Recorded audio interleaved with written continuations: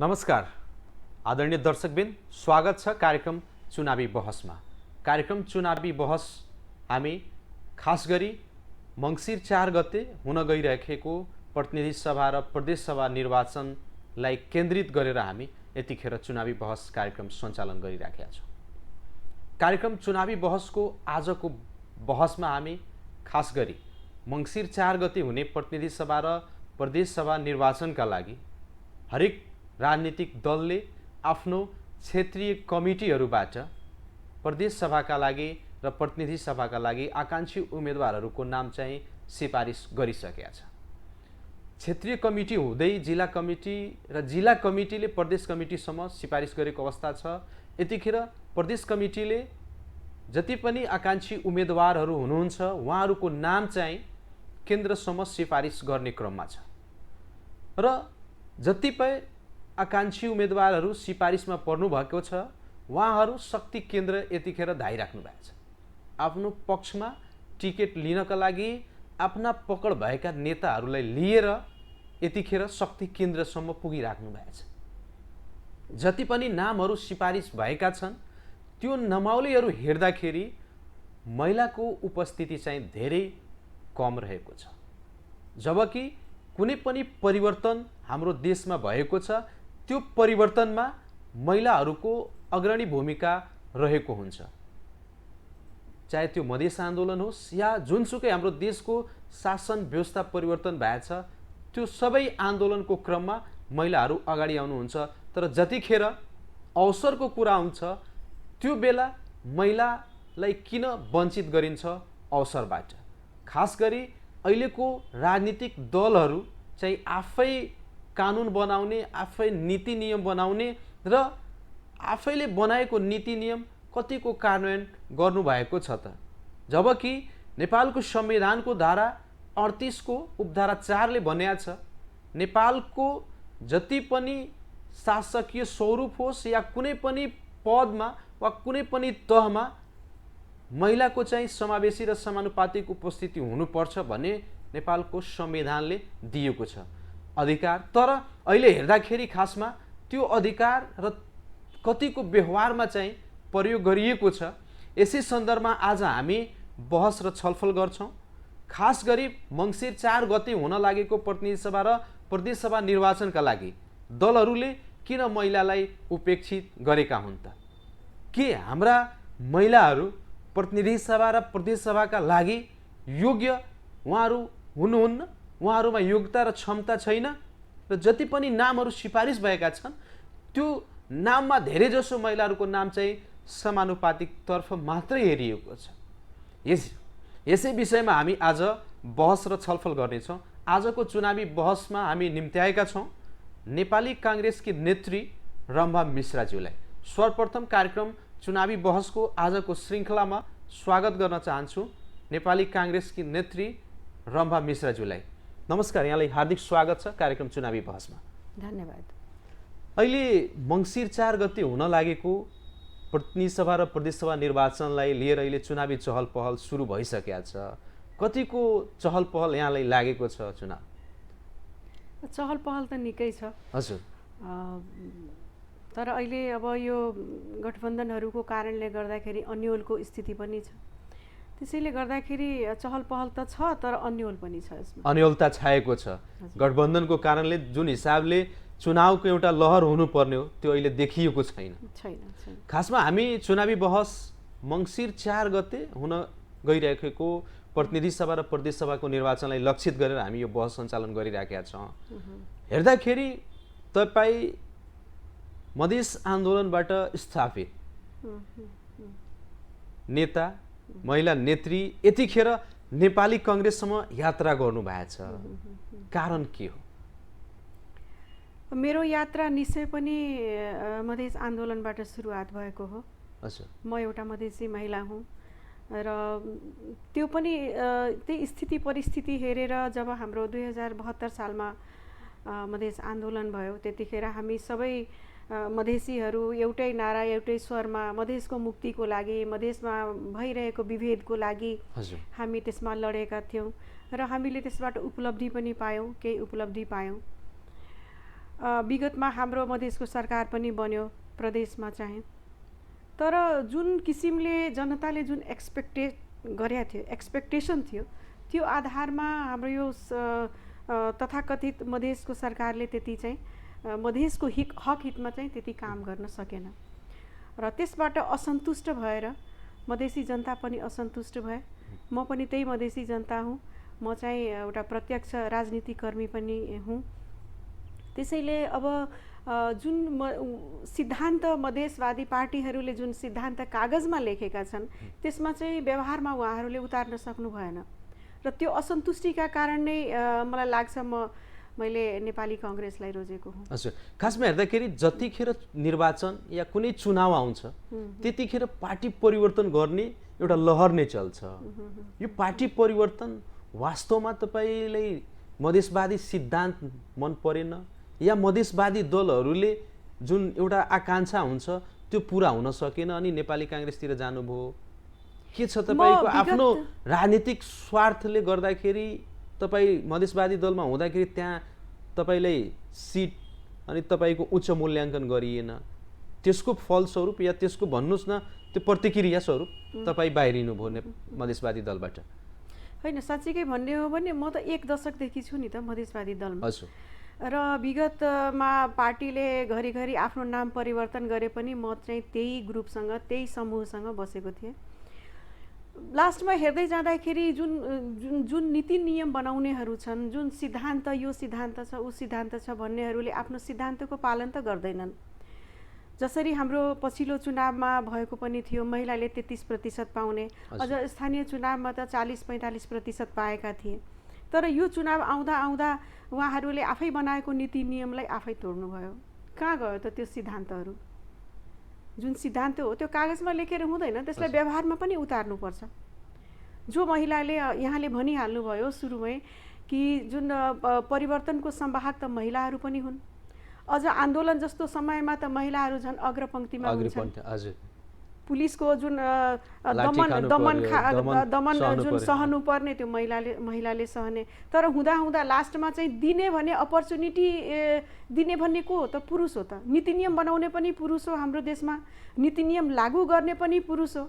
र त्यो पुरुष यदि आफ्नो शर्तमा नहुँदाखेरि के गर्ने त महिलाले? हाम्रो हातमा छैन। सिद्धान्त पालन गराउने पनि छैन, सिद्धान्त बनाउने पनि होइन। महिलाहरूले सिद्धान्त बनाइरहेछ, जसले नीति नियम बनाइरहेछ, उसले कानुन गरिराखेको छ। हामीलाई त एउटा औजार सरह मात्र युज गर्ने हो। आन्दोलनमा अस्त्रको रूपमा प्रयोग गर्ने, अवसरको बेलामा चाहिँ वञ्चितीकरणमा पार्दिने। बेलामा किन नीति नियम बनाउने पनि उहाँहरू, लागू गराउने पनि उहाँहरू नै र हट्ने पनि उहाँहरू नै, पुरुषहरू नै हुन्। अहिले जुन यो जति पनि क्षेत्रीय कमिटीहरूले प्रत्येक क्षेत्रको लागि प्रतिनिधि सभा र प्रदेश सभाका लागि आकांक्षी उम्मेदवारहरूको नामावली सिफारिस गरेका छन्, त्यसले कसरी तपाईले मूल्याङ्कन गर्नुभएको छ? मैले यहाँ हेर्दाखेरि प्रत्यक्षमा कमै सिफारिस भएको छ, पर्सेन्टेज धेरै कम छ। समानुपातिकमा चाहिँ सिफारिस भएको छ र मलाई के लाग्छ भने समानुपातिकमा जुन सिफारिस भएको छ त्यसमा पनि त्यति धेरै विश्वसनीयता छैन। विश्वसनीयता यसको लागि छैन कि धेरै पहिलादेखि पुरुष वर्गले काम गर्नुहुन्छ, त्यो त 33% पनि दिने हुन् कि होइनन् त्यसमा पनि आशंकै छ मलाई। किनभने विगत चुनावमा महिलाहरूको सिटमा उपमेयरमा पनि पुरुष नै लड्ने। अब यो चाहिँ हेर्नै बाँकी छ, यसमा चाहिँ के गर्नुहुन्छ उहाँहरूले। समानुपातिकमा नाम दिनुभएको छ, प्रत्यक्षमा दिनुभएको छ, तर मलाई लाग्दैन त्यति जति नाम गएको छ त्यति महिलाहरूसँग यसपालि पनि त्यति इन्साफ हुन्छ होला जस्तो मलाई लाग्दैन। स्थानीय तहको निर्वाचनमा के देखियो? त्यहाँ प्रावधान ल्यायो कि त प्रमुख र उपप्रमुख मध्ये एउटा पदमा महिलालाई उम्मेदवारी दिनुपर्ने? त्यो बाध्यात्मक व्यवस्थाको कारणले गर्दाखेरि हाम्रो समाजमा हेर्दाखेरि स्थानीय तहको निर्वाचनमा महिलाहरूलाई, धेरै महिला चाहिँ उपमेयरसम्म चाहिँ उपप्रमुखसम्म सीमित हुनुभयो, थोरै महिला मात्रै प्रमुखतिर आउनु भएको छ। अहिले यो प्रतिनिधि सभा र प्रदेश सभाको निर्वाचनको नामावलीहरू उम्मेदवारहरूको सिफारिसलाई हेर्दा पनि महिलाहरूलाई वञ्चितीकरणमा पारिएको छ। धेरै पुरुषको तुलनामा कम महिलाको नाम सिफारिस भएको छ। सिफारिस भएका मध्येहरू पनि सबभन्दा बढी चाहिँ समानुपातिकतिर। के वास्तवमा हाम्रा महिला नेत्रीहरू कुनै पनि पदका लागि योग्य वा क्षमतावान हुनुहुन्न कि के हो यो? पदको लागि क्षमतावान हुनुहुन्न यस्तो त मलाई लाग्दैन। किनभने शिक्षा दीक्षामा अथवा काम गर्ने जुन उहाँहरूको जोस र जाँगर हुन्छ, जुन समझदारी हुन्छ, त्यसमा कहीँ केही कमी छैन। तर महिलाहरू पनि मलाई लाग्छ अलिकति आफ्नो मजबुरीमै हुनुहुन्छ। किनभने हाम्रो समाजमा पुरुष प्रधान समाज हो। यसमा पुरुषले म भोट लड्छु, म 5 करोड रुपियाँ खर्च गर्छु, मैले आफ्नो घर बन्दकी राख्छु, मैले आफ्नो जग्गा बेच्छु भन्न चाहिँ उहाँहरूले सक्नुहुन्छ। तर त्यही महिलाले त्यही महिलाको नाममा यदि घर जग्गा छ भने उहाँहरू चाहिँ लोन लिनको लागि त्यसलाई राखेर चाहिँ अलिकति डराउनुहुन्छ। मलाई यस्तो लाग्छ। खुलेर महिलाहरू चाहिँ अहिले जुन यो विभेद भइराखेको छ त्यो चाहे राजनीतिक दलले गरोस् या आफ्नै पार्टीले गरोस्, त्यसको चाहिँ विपक्षमा आवाज उठाउन सकिराख्नु भएको छ। यो विभेद राजनीतिक दलले भन्दा पनि हाम्रो समाजले यो विभेद गरेको छ र यो विभेद आजदेखि होइन, परापूर्व कालदेखि महिलाहरू विभेद सहँदै आउनु भएको छ। एकदम राम्रो कम्पिटेन्ट हुनुहुन्छ, हस्बेन्डभन्दा कहिलेकाहीँ बढी पढे लेखेको हुनुहुन्छ अथवा कम पढे लेखेको अथवा बराबर हुनुहुन्छ भने पुरुषको भूमिका बाहिर जाने, कमाउने, सुटबुट लगाउने, जाने त्यति हुन्छ भने महिलाको भूमिका के हुन्छ भने पहिलाको समयमा त जति पनि पढे लेखेको हुनुहुन्छ आफ्नो राम्रो क्यारियर छोडेर पनि घरमा बस्नुहोस्, बालबच्चालाई हुर्काउनुहोस्, सासू ससुराको हेरचाह गर्नुहोस्, घरमा व्यवस्था मिलाउनुहोस्, त्यस्तो थियो। अब अहिले 10-15 वर्षदेखि 20 वर्षदेखि भनौँ न, बढीभन्दा बढी 25 वर्षदेखि यस्तो आएको छ महिलाले चाहिँ बाहिर पनि जान पाउनुपर्ने चाहिँ एउटा समाजबाट एउटा भनौँ न ऊ चाहिँ अनुमति चाहिँ पाएको छ। अनुमति लिनुपर्छ, महिलालाई म काम गरौँ कि नगरौँ भन्नको लागि समाजसँग अनुमति लिनुपर्ने हुन्छ र त्यसमा चाहिँ अब अनुमति त दिएको छ आजकलको समाजले। किनभने धेरै पढे लेखेको महिलाहरूले चन्द्रमासम्म अब के भन्छ भू उपग्रहहरू चलाउनेहरू भइसक्नु भएको छ। त्यो त छ, अनुमति त पाएको छ, तर अहिले दोहोरो भूमिका झन् बढेको छ महिलाको लागि। बाहिर पनि गरौँ र घरमा आएर फटाफट त्यो ब्याग राख्न पाएको छैन, अब किचन पनि सम्हालौँ, घर पनि सम्हालौँ, बच्चा पनि, जति अव्यवस्था दिनभरिमा जति चाहिँ बिग्रेको हुन्छ सबैलाई फेरि गरौँ। त्यसैले महिला अहिले दोहोरो भूमिकामा हुनुहुन्छ। त्यसैले मलाई लाग्छ यो समाज, यो पार्टीले त गर्छ नै गर्छ, यो त हाम्रो समाजबाट नै विभेद खेप्दै आएका छौँ।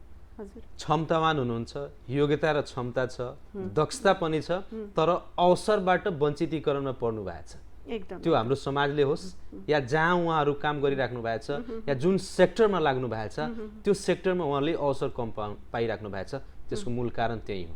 एकदम। अब जसरी कि खासमा हेर्दाखेरि तपाईँहरू त अहिले राजनीति गरिराख्नु भएको छ, खुलेर आउनु भएको छ, समाजमा परिवर्तन होस् भन्ने उद्देश्यले, तर अवसर नपाउँदाखेरि कस्तो तपाईँहरूले फिलिङ्स आउँछ? अवसर नपाउँदाखेरि स्वाभाविक रूपमा धेरै नराम्रो फिल हुन्छ। मैले त विगतको स्थानीय चुनावमा मैले विगतको पार्टीबाट टिकट नपाउँदा मैले स्वतन्त्रमा पनि आफ्नो उम्मेदवारी दिएर राम्रै लडाइँ लडेको थिएँ। यहाँहरू सबैलाई थाहा छ। आफ्नो तर्फबाट त कमी कमजोरी चाहिँ छोड्नुहुन्न कसैले पनि, सकेसम्मको गर्नुपर्छ र विभेदको विरुद्ध त लड्नुपर्छ, आवाज उठाउनै पर्छ। तर जुन हिसाबले आवाज उठ्नुपर्ने हो त्यो अहिलेसम्म उठेको छैन। धेरै सेक्टरमा चाहिँ महिलाहरू अगाडि आउनु भएको छ, तर अहिले पनि जुन विभेद छ त्यो विभेदलाई लिएर उहाँहरू खुलेर त्यसको विरोध गर्न सक्नु भएको छैन, जहाँसम्म पनि खेपिराख्नु भएको छ। किन होला?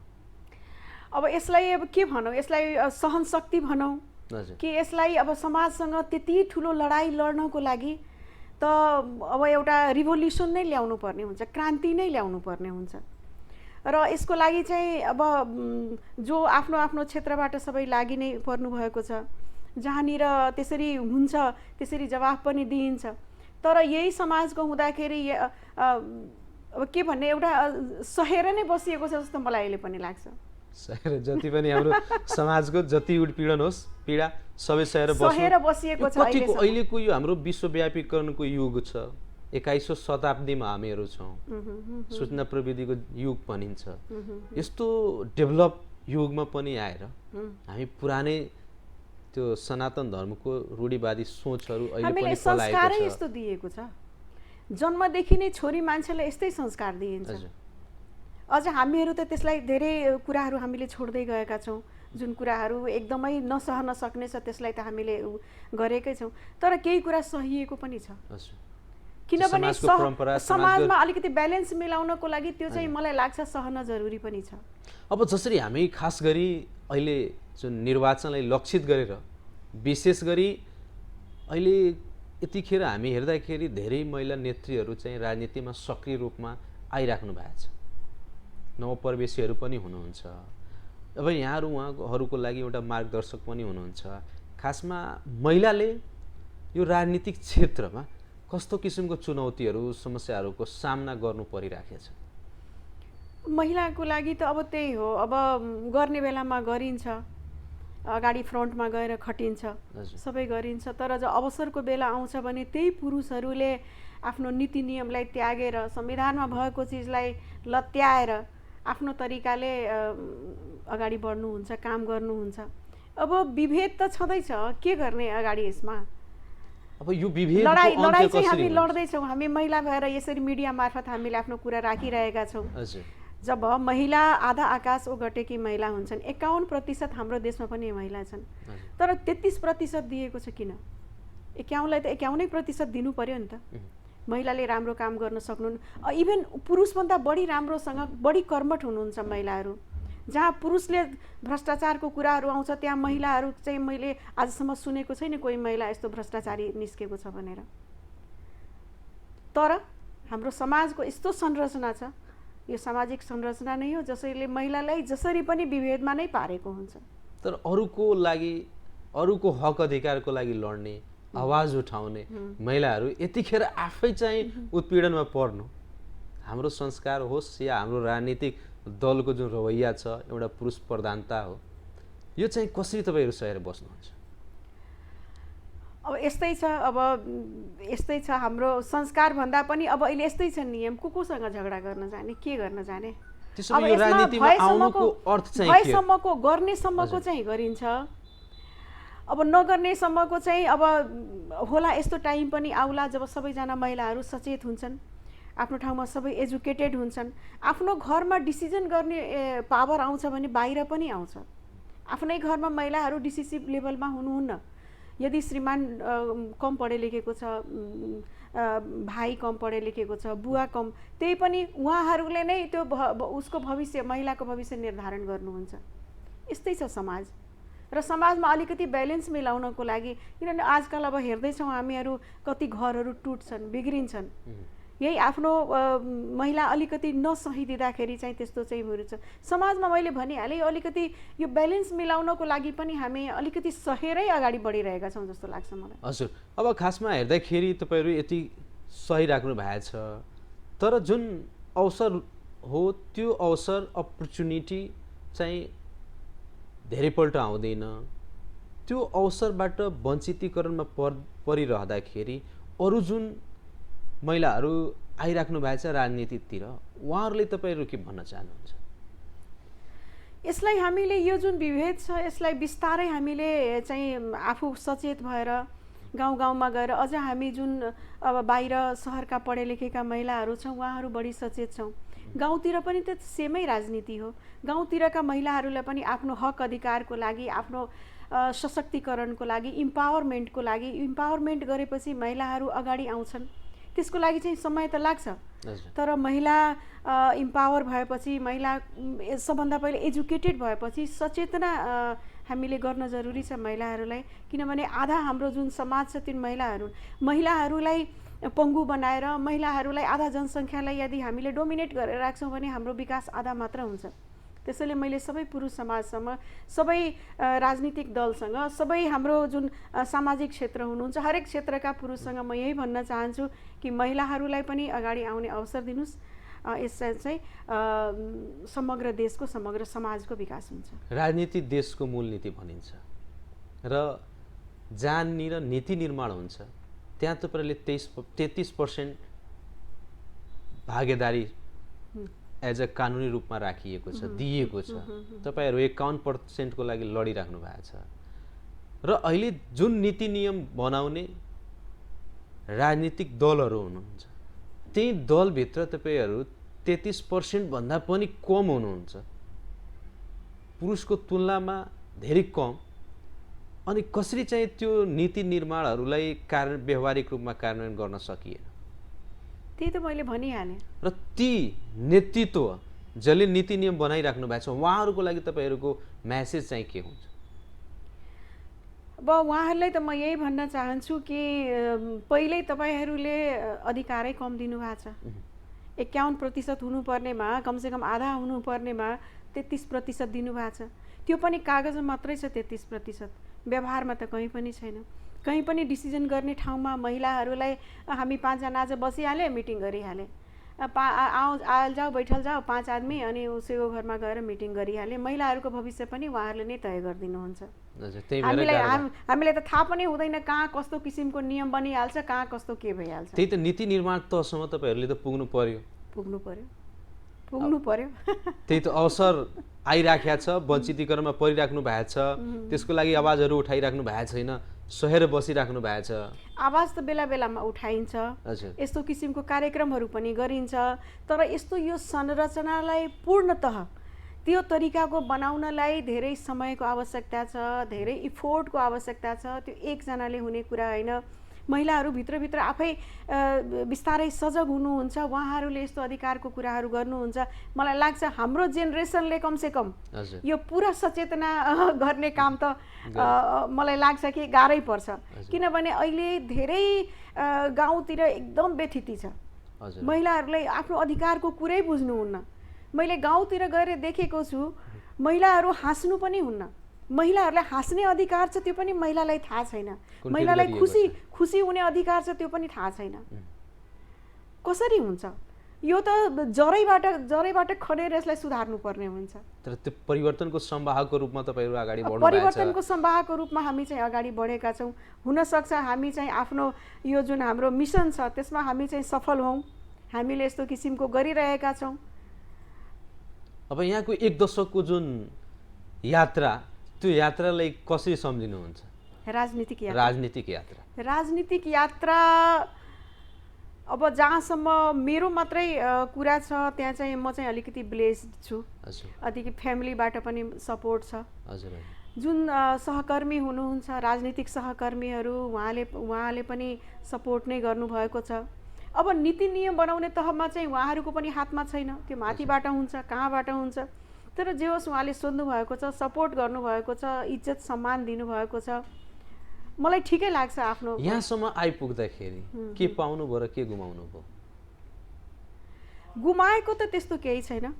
अलिकति 5-10% भए पनि समाजलाई केही बाँड्न सकेको छु, केही एउटा उदाहरण भए पनि प्रस्तुत गर्न सकेको छु। यस्तो त कसैले भन्दैन कि ए मधेसमा त राजनीति गर्ने महिला नै छैन, त्यसरी त कसैले भन्दैन। त्यो चाहिँ अलिकति गर्न सकिएको छ। अलिकति भए पनि समाजमा केही समाज सेवा पनि गर्न सकिएको छ।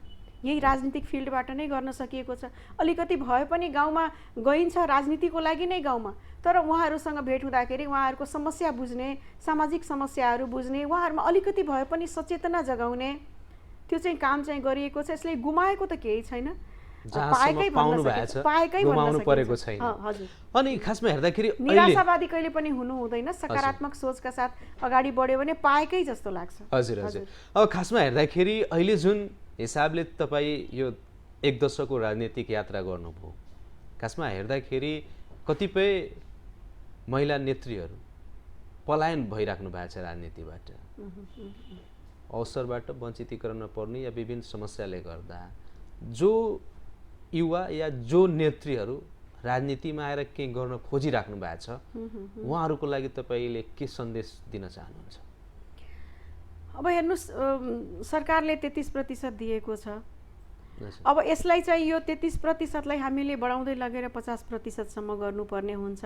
उहाँहरूको एउटा अब एजुकेटेड वर्गहरू आउनुहुन्छ, नयाँ जेनेरेसन आउनुहुन्छ, अलि बढी मात्रामा आउनुहुन्छ, लाग्नुहुन्छ भने परिवर्तन हुन्छ र आशावादी हुनुपर्छ। हामी त्यो परिवर्तनको संवाहक बन्छौँ।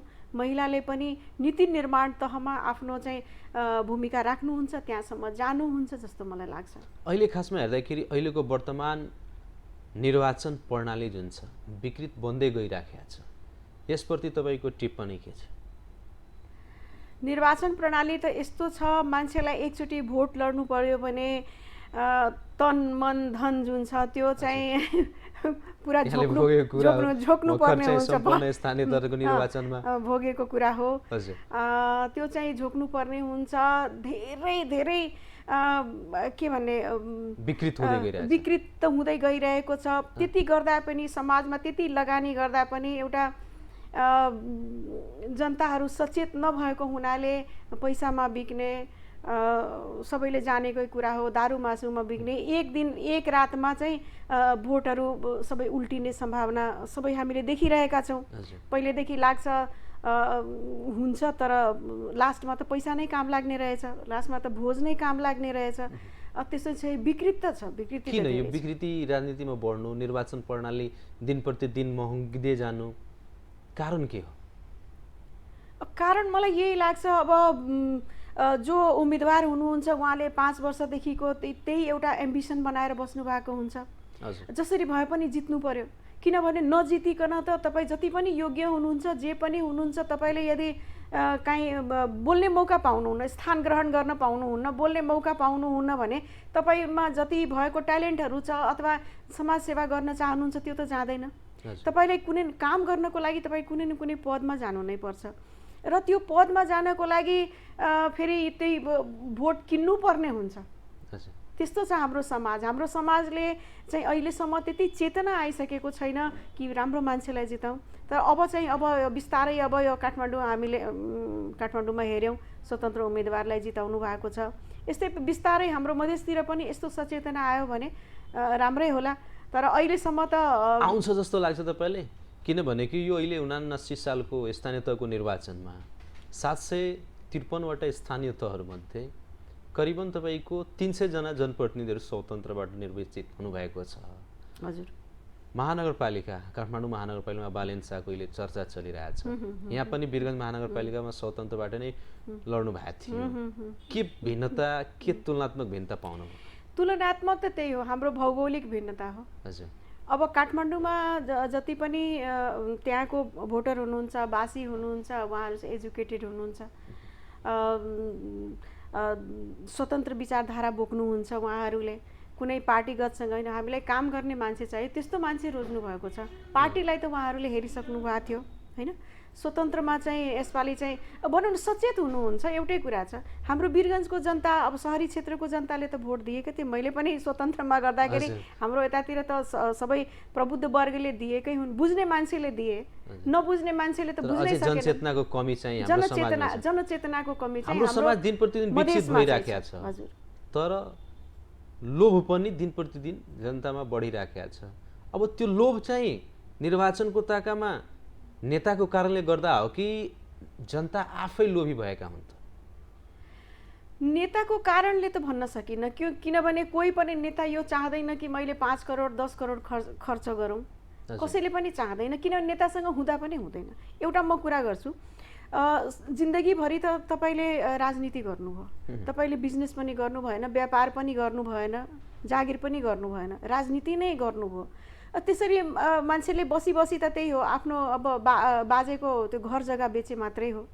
न त यसरी भन्नुपर्ने हो भने त मान्छेले त त्यति राखेको हुँदैन। तर त्यो पनि घर जग्गा पनि बेचेर मान्छे लड्छ र त्यसलाई चाहिँ जनता यस्तो भएपछि के गर्ने? मैले यहाँ विगतको चुनावको अनुभव सुनाइरहेको छु। राम्रो राम्रो युवा वर्गहरू गएर भन्ने म कहाँ यति भोट छ, मलाई यति खर्चा पानी दिनुहोस् भनेर। अब राम्रो पढे लेखेका मान्छेहरू, सचेत मान्छेहरू यसरी भन्छन् भने त्यो गाउँका निमुखा जनताहरू, उहाँहरूलाई त थाहा छ भोट आयो भने के हो, अब यो पैसा माग्ने, भोज भतेर आयो जस्तो लाग्छ, भोज भतेर आयो जस्तो लाग्छ उहाँहरूलाई। के गर्ने त? सचेतनाको कमी छ। अहिलेसम्म सहरमा पनि होइन, मैले राम्रो मान्छेलाई गरौँ, विगतमा उहाँले गर्नुहुन्छ। बेरोजगारी यति छ हाम्रो समाजमा अहिले, आर्थिक अवस्था सबै धरापमा छ देशको। सबैले यसैमा एउटा अवसर नै ठान्नुहुन्छ, कति गएर कुन नेतासँग लुटौँ, उसँग पनि लिउँ, उसँग पनि लिउँ, उसलाई पनि भनौँ, उहाँहरूको फेरि कुनै पार्टी हुँदैन। त्यस्तो छ हाम्रो समाजमा। एउटा कुरा भन्नुभयो, जो मान्छे चाहिँ राजनीतिकमा आफ्नो सारा जीवन बितायो, न उसले बिजनेस गर्यो, नोकरी गर्यो, न केही गर्यो, तर एज अ समाज सेवा गर्यो। जब चुनाव आउँछ त्यो बेला चाहिँ ऊ पछाडि पर्छ र पुँजीवादीहरू, चाहे व्यापारी होस् या पैसावाला होस्, उनीहरूको बोलवाला बढी हुन्छ। यसले कस्तो किसिमको मेसेज जान्छ ती राजनीतिक कर्मीहरूको लागि जसले सक्रिय रूपमा निस्वार्थ राजनीतिलाई आफ्नो सेवाको रूपमा लिइराख्नु भएको छ?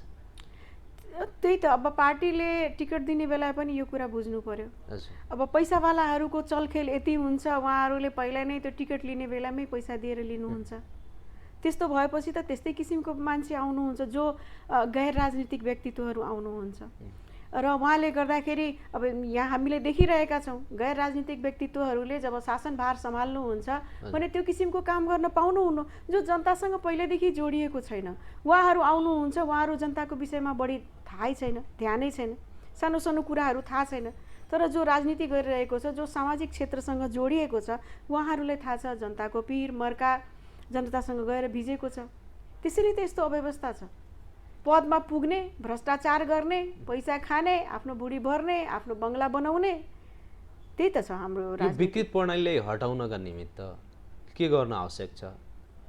अब यसको लागि त मैले सबभन्दा पहिले त पार्टीहरूलाई, जेन्युन व्यक्तिलाई, जो राजनीतिक व्यक्ति हुनुहुन्छ, जसले लगानी गर्नुभएको छ, जसले जीवन यसमा लगानी गर्नुभएको छ, उहाँहरूलाई आफ्नो सर्वप्रथम उम्मेदवार बनाउने, जनतालाई अलिकति सचेतना पनि दिनु पर्यो, मतदाता शिक्षा कार्यक्रम पनि गर्नु पर्यो। विगतको चुनावमा यस्तो देखिएको छ, यो उपमेयरमा 50,000 भन्दा बढी भोट त बदर नै भइहाल्यो। त्यो मतदाता शिक्षा पनि हुँदैन हाम्रो देशमा। 5 वर्षपछि आएको चुनावको लागि यति फास्ट ट्र्याकमा हुन्छ कुनै चिज कि एकदम गएर अनि एकैचोटि मतलब के भने रिजल्ट ओरिएन्टेड हामीले काम गर्दैनौँ। त्यसले गर्दाखेरि सरकारले पनि अलिकति बुझी मतदाता शिक्षा बनाए, जुन ब्यालेट पेपरहरू बनाउनुहुन्छ जनतालाई राम्रोसँग मतदाता शिक्षा दिएर त्यो गर्नुभयो भने राम्रो, यदि मान्छे आउनुहुन्छ भने त्यसपछि चाहिँ राम्रो सोच्न सकिन्छ। स्थानीय तहको थोरै कुरा म जोड्न चाहन्छु। जुन भर्खरै 2-3 महिना अगाडि जुन सम्पन्न भयो स्थानीय तह निर्वाचन 2079, त्यसलाई तपाईँ कसरी समीक्षा गर्नुभएको छ? यसपालिको जुन स्थानीय चुनाव थियो त्यो चाहिँ यस्तो किसिमको यदि परिपाटी यदि बस्यो भने त्यो धेरै घातक हुनेछ। यसपालि त यस्तो चुनाव थियो जुन रिजल्ट पनि त्यस्तै आयो। अब हुन त आफ्नो आफ्नो पनि हो, कोही ठाउँमा राम्रै आए, कोही ठाउँमा यस्तो आयो, तर जो पनि आउनु भएको छ अहिले चुनाव यति महँगोको कारण कसैले 10 करोड खर्च गरेका छन्, कसैले 5 करोड गरेका छन्, पालिकाहरूमा 2-4 करोड गरेका छन्, हैन? एउटा वार्ड जित्नको लागि 50 सम्मको लाखसम्म पनि खर्च गरेको छ, कमसे कम त्यति गरेका छन्। यस्तो किसिमको भइरह्यो त यो त धेरै विकृति हुन्छ। यस्तो किसिमले त कुनै पनि निचोडमा पुग्न सकिँदैन। यसमा पनि महिलाको भूमिकालाई एकदम न्यून गरेका छन्। कुनै पनि पालिका चलाउनको लागि, कुन घर चलाउनको लागि एउटा पुरुष एउटा महिला चाहिन्छ भने, देश चलाउनको लागि, समाज चलाउनको लागि, पालिका चलाउनको लागि, नगरपालिका चलाउनको लागि त कमसेकम त्यसमा ब्यालेन्स हुनु पर्यो नि। त्यसमा पनि केही छैन। त्यसैले गर्दा यो पालिको स्थानीय चुनाव त ज्यादै तिक्ततापूर्ण थियो। त्यस्तो भयो भने त दिन प्रतिदिन खर्चिलो पनि भयो। जुन नीति नियम बनाएको थियो त्यो नीति नियम अन्तर्गत पनि रहेन। सबभन्दा महिला सहभागिता जुन भएन त्यसमा यो सबभन्दा नराम्रो पक्ष हो जस्तो मलाई लाग्छ। अनि खासमा हेर्दाखेरि अहिले जुन गठबन्धन भएर विभिन्न पार्टीहरूको बीच चुनावी तालमेल गरेर अगाडि बढ्न खोजिएको छ, यो प्रवृत्ति राजनीतिमा जुन प्रशय पाइराखेको छ यसलाई तपाईँ कसरी बुझ्नुहुन्छ? गठबन्धन जुन अहिले भइराखेको छ हजुर दलहरू बीच सिद्धान्तकै, तर सिद्धान्तलाई छोडेर आफ्नो विगतको राजनीतिक स्वार्थको लागि के बुझ्नु भएको छ? विगतको चुनावमा जुन स्थानीय चुनावमा भयो गठबन्धनले गर्दा गयो, त्यही गठबन्धनलाई ठगबन्धन पनि भनियो। यस्तो ठगबन्धन नै थियो त्यो। किनभने मैले भनिहालेँ गठबन्धनको नाममा त्यो विकृति नै भयो। त्यहाँ चाहिँ महिलाको भूमिका कहीँ पनि थिएन। तपाईहरुले नै गरियो, महिलालाई नै कुण्ठित गर्यो, महिलालाई नै कुण्ठित गर्ने हिसाबले त्यो गठबन्धन भयो। र जुन उम्मेदवारहरू पनि आए, यस्ता उम्मेदवारहरू छनौट गर्नमा पनि जेन्युन उम्मेदवारहरू छनौट गरिएनन्। पार्टीले पनि त्यस्तो किसिमको गर्यो। विगतको चुनाव त ज्यादै तिक्ततापूर्ण थियो। अब हामी चाहिँ खास गरी मङ्सिर 4 गते हुन गइरहेको प्रतिनिधि सभा र प्रदेश सभाको निर्वाचनको लागि यहाँको चाहिँ केही अपेक्षा छ कि के छ यसको बारेमा?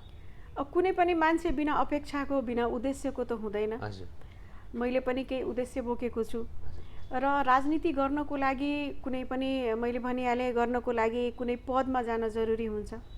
बिना पदको त केही काम हुँदैन। जो जिता वही सिकन्दर भन्ने भनाइ पनि छ। केही न केही अपेक्षा त छ। अब पार्टीले के कस्तो छ, अब कतैतिर सिफारिसमा पर्नु भएको छ कि छैन? सिफारिस त भएको होला, पार्टीले गरेको होला। हजुर, त्यो त छ। अब आउनु भएको छ, केही त आश्वासन पक्कै पाउनु भयो होला आश्वासन नेपाली कांग्रेसबाट? आश्वासन त पाएको छु। पाउनु भएको छ। हजुर। र त्यो आश्वासन अनुरूप पार्टीले गर्छ विश्वास छ? अब पार्टीले जे गर्छ त्यसमा चाहिँ मलाई चाहिँ मान्य हुन्छ। किनभने मैले धेरै विश्वासका साथ यो पार्टी प्रवेश गरेको छु। एउटा लोकतान्त्रिक पद्धतिको पार्टी हो। यसमा चाहिँ सबभन्दा हाम्रो देशको पुरानो पार्टी भएको हुनाले विश्वसनीय पार्टीको रूपमा मैले यसलाई लिएको छु। र जे पनि पार्टीले गर्छ मेरो लागि जुन पनि भूमिकामा दिन्छ त्यो चाहिँ भूमिका मेरो लागि मान्य हुन्छ। म चाहिँ त्यसको स्वागत गर्छु। राजनीतिक यात्रा अब कसरी अगाडि बढाउनुहुन्छ तपाईँ?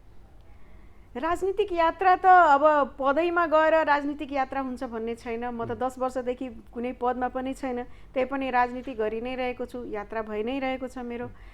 र आगामी पनि यस्तै यात्रामा रहन्छु। पार्टीले कुनै जिम्मेवारी बार तपाईलाई अवसरबाट वञ्चितीकरणमा पार्यो भने कहीँ हतोत्साही भएर फेरि यात्रा बिराउनुहुन्छ कि यसरी नै सक्रिय रूपमा फेरि चाहिँ आफ्नो निरन्तरता दिनुहुन्छ? एकदम दृढ संकल्पित मान्छे छु। हजुर, जति ठोकर खाइन्छ त्यति बढी स्ट्रङ भइन्छ जस्तो लाग्छ मलाई। झन् म सशक्त भएर आएको छु, स्ट्रङ भएर आएको छु। र मलाई लाग्छ म चाहिँ यो पार्टीले यसो गर्यो होइन, मलाई समाजको लागि केही गर्नु छ। म बिना पदको पनि गरिरहेको छु र मेरो यो यात्रा जारी रहन्छ। पदमा गयो भने अलि बढी राम्रोसँग गर्न पाउँछु।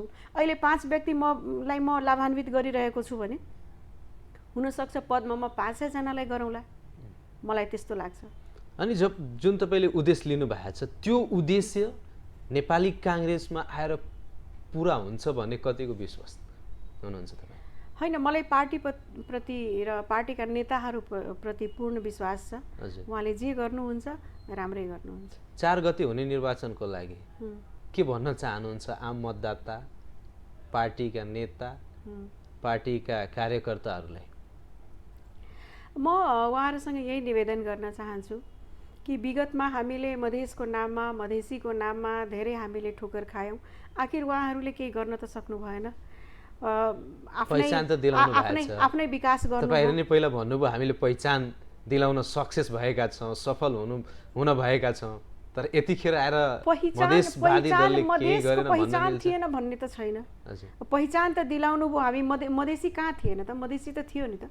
पहिला राजाको पालामा पनि थियो, प्रजातन्त्रमा पनि थियो। तर त्यति बेलाको मधेसी र यति बेलाको मधेसी एउटा गर्वका साथ भन्न सकिन्छ। त्यतिखेर भैया बिहारी जस्तो चाहिँ एउटा मधेसले आफूलाई डेभलप गर्यो, मधेसीले आफूलाई डेभलप गर्यो भने मधेसी भन्नलाई केही लाज छैन, कहीँ पनि लाज छैन र कहिले पनि थिएन।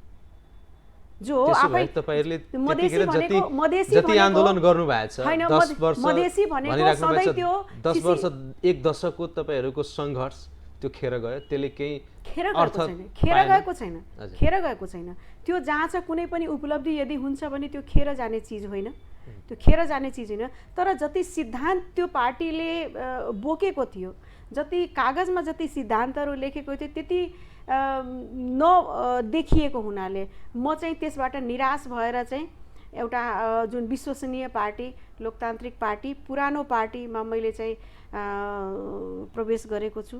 र मलाई मधेससँग अहिले म मधेसी हुँ, मलाई मधेसको माया छ।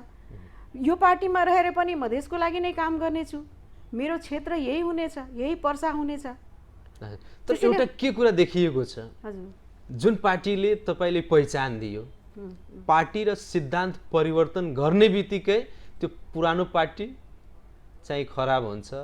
त्यही पार्टीलाई अनावश्यक रूपमा गाली दिने अनावश्यक कुराहरू गर्ने पार्टी यो पार्टीले राजनीतिक होइन पार्टीले जुन सिद्धान्त त मलाई मान्य छ नि त हजुर तर उसले सिद्धान्तलाई व्यवहारमा पनि ल्याउनु पर्यो नि त खालि सिद्धान्त कागजमा लेखेर हुँदैन नि त 33% महिलालाई दिने अनि कहाँ थियो त 33% किन नदिएको त सिद्धान्त लेखेर हुँदैन व्यवहारमा लागू गर्नु पर्यो नि व्यवहारमा लागू यदि कांग्रेस पार्टीले गर्छ भने व्यवहारमा यदि यसले लागू गर्छ भने त्यो चाहिँ किन मधेसी पार्टी किन चाहियो नेपाली कांग्रेस आफैमा धेरै आकांक्षीहरू हुन्छ अब त्यसमा पनि नवप्रवेशीले कतिको ग्राह्यता पाउनुहुन्छ म पार्टीमा नवप्रवेशी हुँ पर्सा जिल्लाको लागि म र वीरगञ्जको लागि म नवप्रवेशी होइन हजुर उहाँले चिन्नु भएको छ मेरो जे जति क्षमता छ मेरो जति योग्यता छ त्यो योग्यता अनुसार मैले पाइ नै रहेको छु र पाउने छु मलाई विश्वास छ हजुर हस् हामी कार्यक्रमको अन्ततिर आइसकेका छौँ खासमा हामी चाहिँ चुनावी बहस मङ्सिर 4 गते निर्वाचनको लागि लक्षित गरेर तपाईहरू जस्तै राजनीतिमा लाग्नु भएका व्यक्तित्वहरूसँग हामी बहस र छलफल गरिराखेका छौँ समग्रमा भन्नु पर्दाखेरि के भन्न चाहनुहुन्छ समग्रमा म यही भन्न चाहन्छु कि हाम्रो अब यो आउने निर्वाचनमा योग्य उम्मेदवारलाई छानौँ कर्मठलाई छानौँ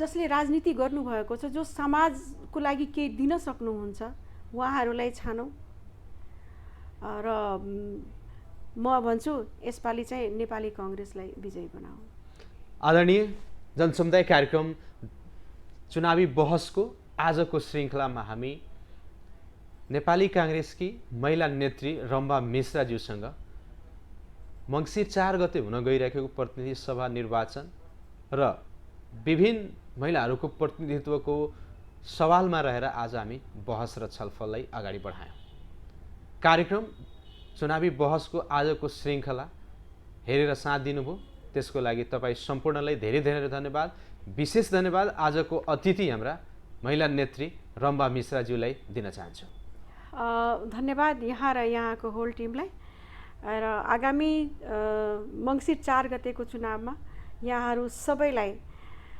नेपाली कांग्रेसलाई अगाडि बढाऊ विजयी बनाऊ नमस्कार धन्यवाद हस् आजको बहस चुनावी बहस यति नै फेरि अर्को श्रृङ्खला लिएर आउनेछौँ तबसम्मको लागि म कार्यक्रम प्रस्तोता मुकलेश गदी बिदा चाहन्छु हस्त नमस्कार